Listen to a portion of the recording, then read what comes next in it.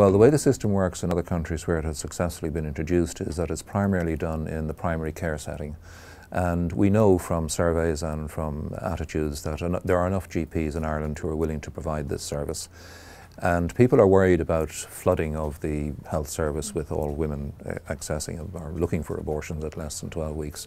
There's no evidence to support that at all. And if you look at the numbers, if only 100 GPs in the country were to provide this service, they would see maybe 2 cases every fortnight or every month.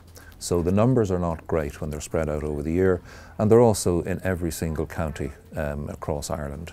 And on Saturday there was an event where GPs and doctors from every corner of Ireland, every county in Ireland, came together. Over 1,000 have signed up to say that they are willing to provide the service and they want to have the 8th Amendment removed. So there's a big groundswell among the medical profession to repeal the 8th Amendment and remove it from the Constitution.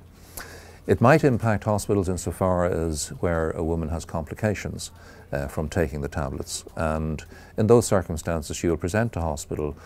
It's safe in the knowledge that she has not committed a criminal act in her own country. And women at the moment are scared. They're scared that somebody will report them to the guards.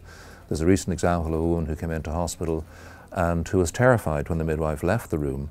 She was afraid that the midwife was going to call the guards, and that's just not right.